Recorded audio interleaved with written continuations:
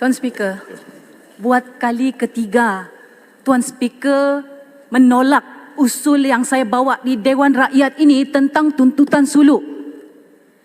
Saya cukup hairan. Saya mau tanya dengan Kerajaan Persekutuan, sampai tahap apa yang kamu mau membolehkan supaya bahas ini dibolehkan?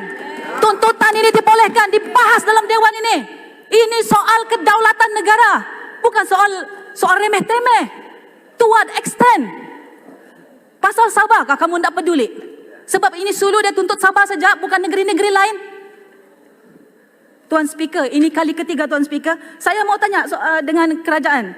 Kenapa kita hanya hantar stay of execution on the 12th of July? Sedangkan final award arbitrasi itu keluar pada 28 Februari.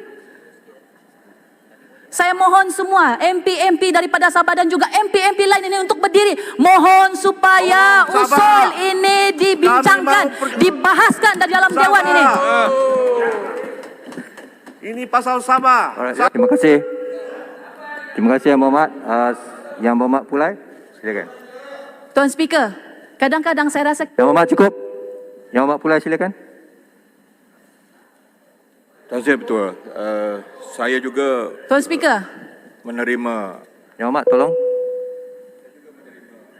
Sorry. Saya juga menerima usul. Ya. Saya ditolak.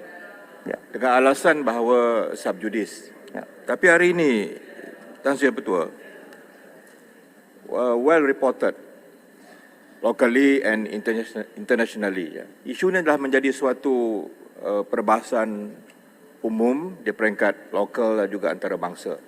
Kalau subjudis, kalau Tan Sri membaca surat khabar pada hari ini, dia dinyatakan oleh Tan Sri Speaker Dewan Negara yang telah membuat satu komen, jangan bayar. Okey, subjudis atau tidak itu terpulang kepada mahkamah nanti. Tapi saya harap satu hujah yang konsisten. Saya bersetuju dengan kawan-kawan, rakan-rakan yang berhormat yang lain supaya isu ini perlu dibahas. Dan kita bawa usul pun bukan untuk kita pertikai hakim di Spain atau di mana-mana. Kita mahu satu penjelasan, suatu clarification kenapa ini berlaku. Dan rakyat perlu mendapat suatu pandangan menteri yang menjawab dalam parlimen. Kerana ini isu penting yang melibatkan maruah negara yang perlu kita pertahankan. Jadi saya harap Tan Sri Speaker, itu kuasa Speaker untuk menerima ataupun menolak, itu kita hormat. Tetapi we can consider. Ini bukan nak bincang tentang keputusan, tapi what actually happened. Dan rakyat perlu tahu kenapa ini berlaku dalam ke atas dua syarikat Petronas. Ini masalah kedaulatan dan isu integriti negara kita. Terima kasih. Terima kasih. Speaker, Kota Yang Berhormat Bukit Gelugur.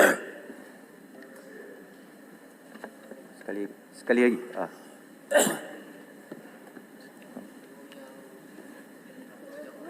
Mic on. Oh, sorry. Hello. Tuan Speaker. Yang lain tolong offkan mic dulu. Silakan Yang Berhormat Bukit Gelugur, silakan. Ya. Okey. Terima kasih Tuan Speaker. Saya juga telah pun mengemukakan satu usul berkenaan dengan isu Petronas ini dan ianya telah pun ditolak seperti usul-usul lain. Persoalan yang ingin saya timbulkan bukan saja seperti mana saya sokong apa Kota Belud telah pun menyatakan tadi, tetapi apa yang lebih penting adalah pengkritikan di sini adalah terhadap the AG's Chambers yang diketuai oleh Abang Tuan Speaker. Nah, sekiranya Abang Tuan Speaker akan dikritisize atas isu ini yang sudah tentunya akan berlaku, you are in a conflict of interest. You cannot decide this motion. With the greatest of respect, you are a lawyer. Ada dua jenis Azhar. Azhar the activist and Azhar the speaker. Kalau Azhar the activist yang memutuskan ini, dia tidak akan memutuskan ini sebab ada conflict of interest. There is a clear conflict of interest in you deciding this motion. And I support, saya dengan segala hormatnya menyokong apa yang telah pun dikatakan oleh Kota Belud 3 kali. 3 kali. Ini kali 3 ketiga kali. kena reject. 3 Look what had kali happened now. motion ini telah pun persoalan ini ditolak. Ini satu perkara yang amat penting. Berbilion-bilion ringgit, Tuan Speaker. Berbilion. Why was a stay of execution given in so late? Betul. Adakah satu stay of execution itu sekarang berkuat kuasa? Semua persoalan ini perlu dijawab. That is why we are asking for this motion to be heard urgently. Tuan Speaker, I hope you reconsider your decision. Terima kasih. Terima kasih. Tuan Speaker. Cukup. Maaf. Bagi saya buat ruling sekarang. Ya. Minta pertanyaan, Tuan Speaker. Tuan Speaker, can I just say something first, very briefly? Sorry. Saya, terima kasih Tuan Speaker. Last one. Ringkas, Yang Mohamad. Ya, betul. Okey. Satu, saya nak betulkan Yang Mohamad Kinabatangan, ini bukan isu Sabah saja. Sebab perintah yang telah diperolehi akan menjejaskan semua aset Malaysia di luar negara. It's a Malaysian issue as well. Yep. Yang kedua, alasan yang digunakan adalah sub judice. Bagi saya dengan hormat, itu tak pakai dalam keadaan ni. Sub judice case apa? Case ialah di luar negara, di Spanyol, bukan di sini. Jadi Tuan Speaker, with all due respect, you cannot use sub judice. What we want to know dengan izin ialah apa yang berlaku daripada 2019 bila kes ini diketahui pada masa itu. Ada satu chapter dalam buku Mantan Peguam Negara yang menerangkan semua ini secara detail. Sepatutnya permohonan untuk mencelah dalam prosiding di Spanyol dan mengetipkan apa-apa yang berlaku di sana patut dibuat di awal 2020. Sebab Mantan Peguam Negara sebut dalam buku, dia sudah mula persiapan pada masa itu. Tapi apa yang kita nak tahu sebagai Dewan yang mulia ini ialah kenapa itu tidak berlaku. Jadi Peguam Negara sekarang yang ambil alih, iaitu Abang Tuan Speaker, perlu menjelaskan atau melalui menteri kenapa permohonan untuk mencelah dalam Spanyol prosiding timbang tara atau arbitrasi di Spanyol tidak dibuat pada masa itu. Dan 2 tahun sudah lalu.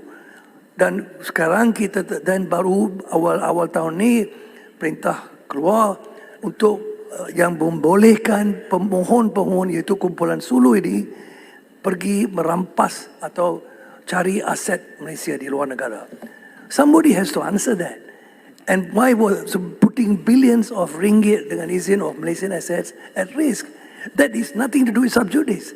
It is an explanation the kerajaan owes the people of Malaysia. So the reason you are giving, sub judice is not applicable. Speaker, sedikit Tuan. tambahan. Cukup. Maaf ya.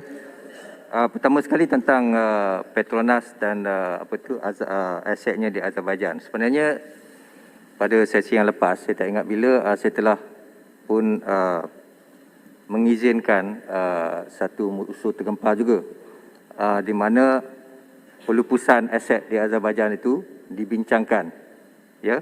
Jadi ianya telah pun dibincangkan secara panjang lebar dan telah pun Tidak diberi cukup, penerangan Tuan Speaker. oleh Menteri Ekonomi. Tolong jangan kacau saya bercakap.